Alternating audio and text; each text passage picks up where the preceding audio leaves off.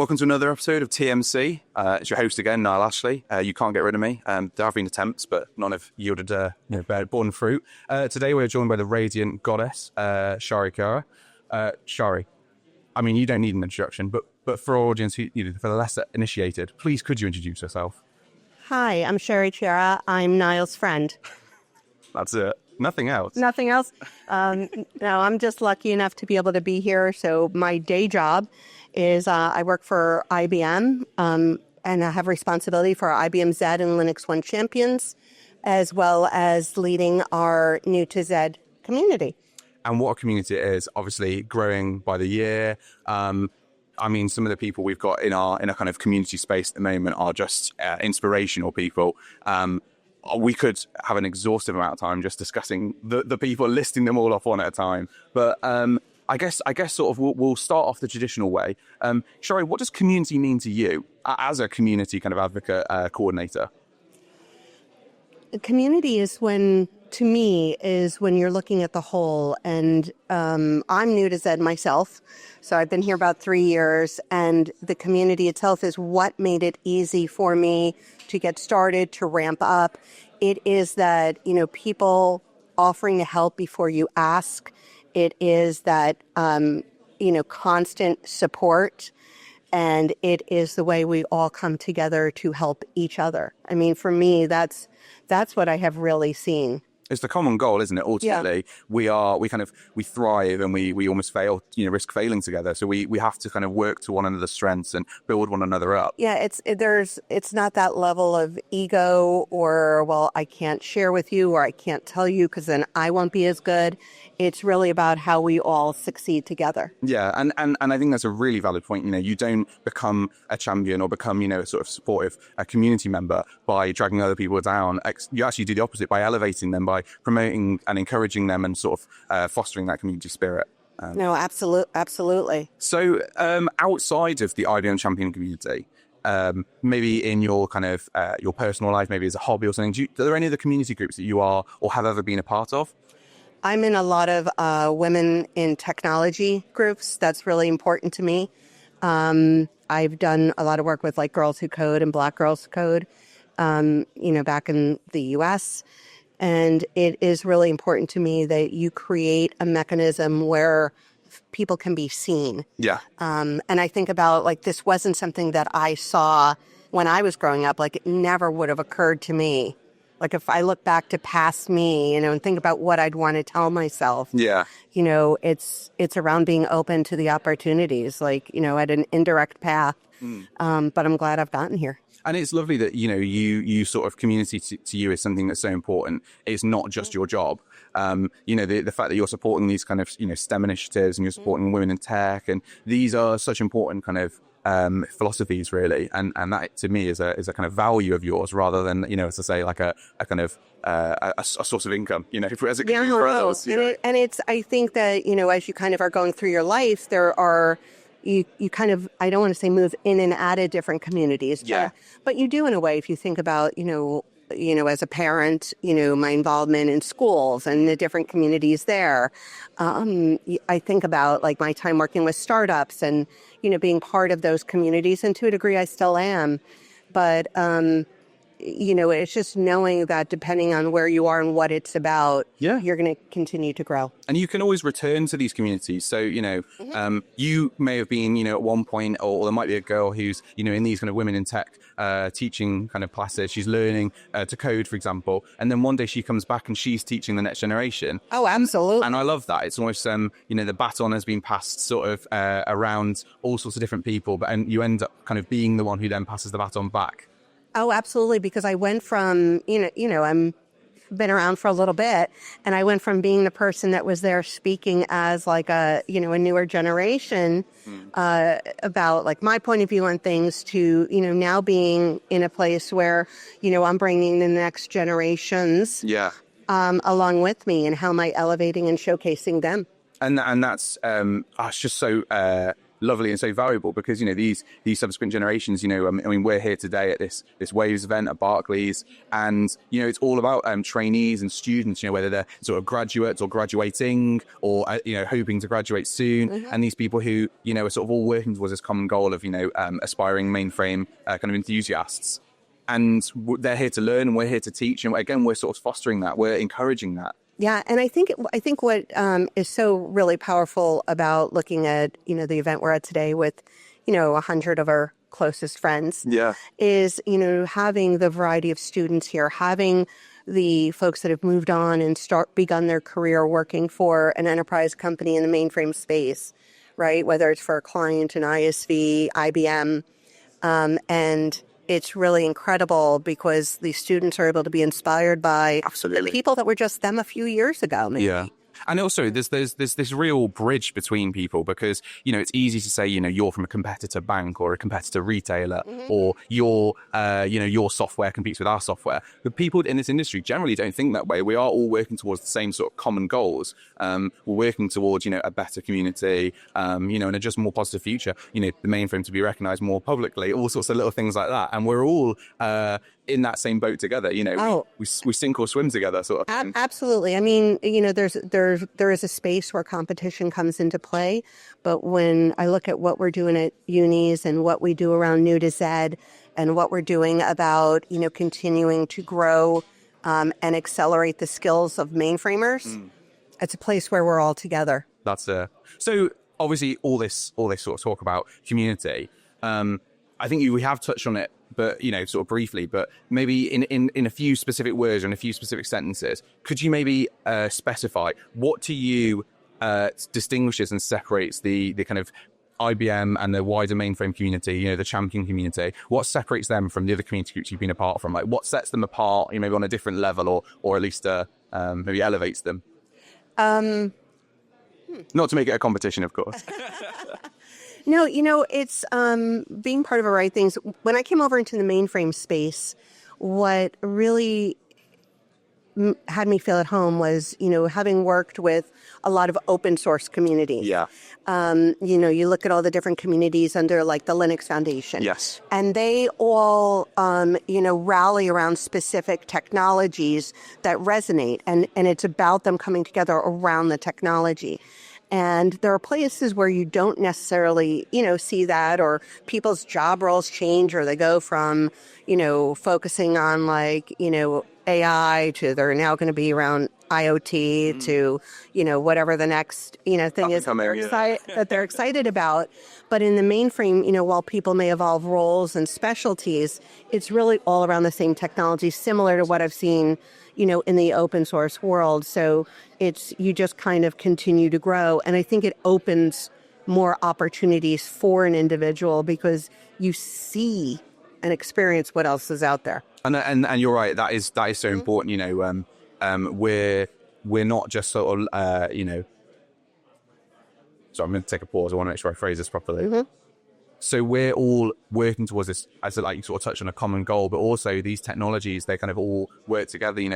They're iterative. Like the mainframe, you look at MVS and the kind of System 360 and where we're at now, and everything's kind of built upon that foundation. So that knowledge, it's not like you're passing on new knowledge, like, oh, here's a new operating system, or here's a new coding language. It's all sort of like, this COBOL was written so many years ago and we're constantly iterating on it, we're refining it.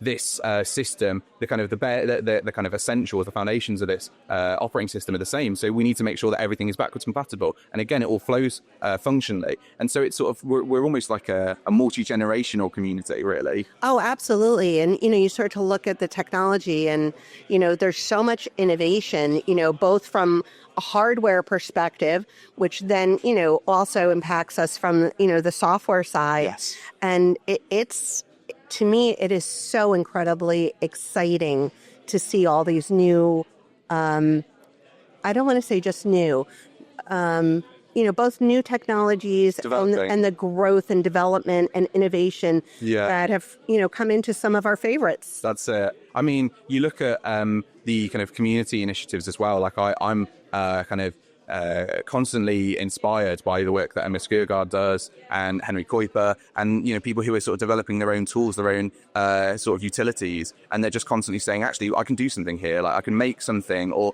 maybe we could do this better or differently. And like you say, open source is a massive hotspot for that, and it's only growing. The Open Mainframe project is promoting such incredible things, and I'm just so I don't know, intoxicated by like this kind of anticipation of what's going to be next. No, and I'm a huge fan of open source, and what I really love is the journey for students to really leverage that opportunity to get involved and kind of get hands-on and contribute. Right, it was something big that I've been involved in throughout my career, and really getting folks to realize that it has a place here. I think people are often excited that, open source is a part of Mainframe, right? You're talking about like, and you're talking about like the most securable platform in the world and open source, but, it's inherent to having an open platform. And it is. And this is not a new sort of trend, open source. Yeah. And open source with the Mainframe it's decades that we've been like this. So I think it's, it's people are surprised because, how can you make something securable if it's open? Well, it is possible and we do it. So every day. Yeah, that's what I'd say. It's the present. So I think that's just open source is definitely one of my kind of, it's where I've got my eye on. And I've been involved in a couple of panels with Joe Winchester, and, the things I learn, even sometimes just via osmosis, just hearing him, fascinating. Absolutely. So this event, we have a session together.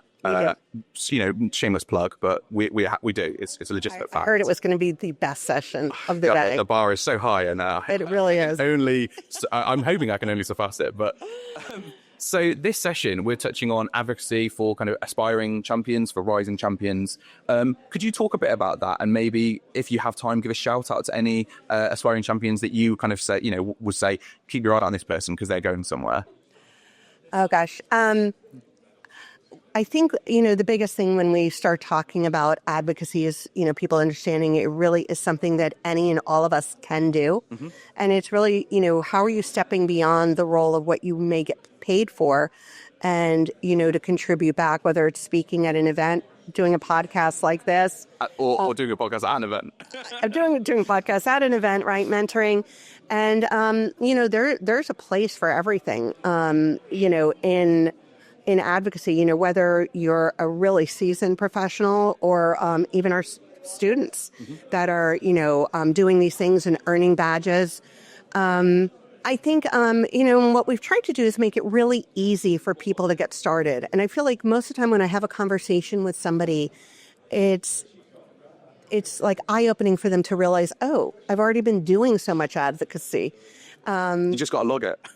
You just have to like log it and really like showcase what you're doing. But we did try to make it easier by creating like our IBM Z advocacy hub.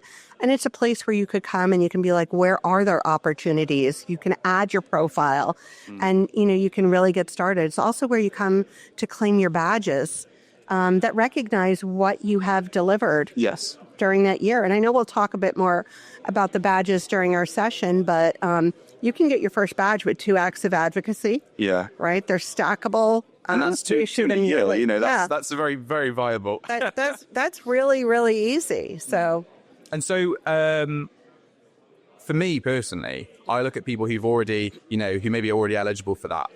People who do so many amazing acts of advocacy, just out of their own free time because that's something they're passionate about. And I mean, I for one would love to give a shout out to, for example, Carl Presley, Maddie Birhan, and Simran Sharma. The work that they're doing from Bedford College while studying is just incredible. And that sort of initiative, that drive is remarkable. When I was a student, I never would have done that sort of thing. Absolutely. We've got, over 100 IBM Z student ambassadors around the globe. And I mean, a huge part of what they are doing is really around advocacy. They're, generating excitement on campus. They're starting clubs. There's 3 of them here. Yeah. We're going to see a couple speaking during IBM Z Day, as we always do. That's it. And, they really are exciting. And people are often like, students. And I've got, I think, about 6 students that are IBM champions for Z and Linux 1. I mean, incredible. That's really powerful.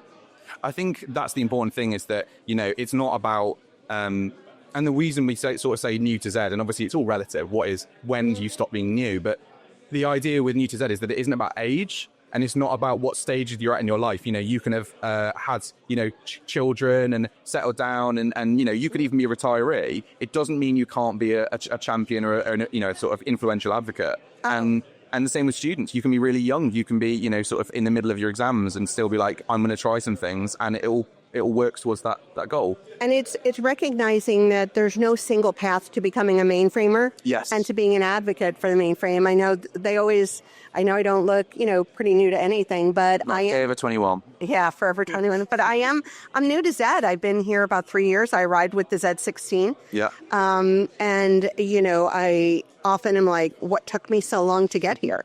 But we're here now, and that's important. Yeah, and it's just recognizing there's a lot of others like me that, have come over. So yes. It's not about, there are young people, there's people throughout that are, changing careers or moving from different technologies over into the best technologies. And that's it. And a little spoiler for the session later, but it's this idea Rome wasn't built in a day. You can leave one career, you can leave your education and start this new career, or even just be an enthusiast who's not even working in the industry.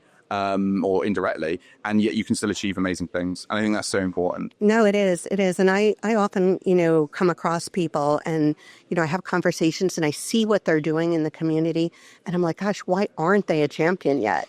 And so it's been really nice, being able to bring folks on board. I look at Al Stevens, who's recently joined us, but I look at like a Ricky West and I'm like, why is he not a champion? And he can and will be. We'll make him one. In everything that he does, he is all about giving back. That's it. And I totally agree. Al Stevens, Elitz Popova, two people I'm really friendly with, really good.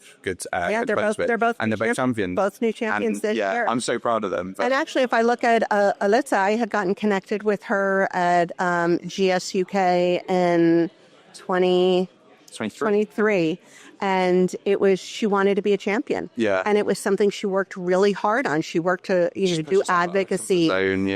She claimed her badges, and it's not always the same year, but for her, it was. She really made that a focused effort for her for the entire year, and starting the year in 2023, the year we met. And that wouldn't have been possible without the ongoing work that you do for IBM and the support and the the inspiration that you give to these people. And I think that's kind of a really nice opportunity to kind of wrap this session up and to say, Shari is like the kind of the heartwarming face of the champion program when I think of it. And when I look at people like Alan and Elitz, and we've all achieved these things because of the support that you provided. And and I can't wait to see who else achieves the champion status one day with your help. Well, keep your eye out and claim those badges. Yeah. It's really easy for everyone to get started on their journey today. That's it. And what a journey it will be. But thank you to all of our viewers for listening in, and we look forward to seeing you in the next episode of the Mainframe Community from Mainframe Society. Thank you. Thank you. Thanks for having me. All right.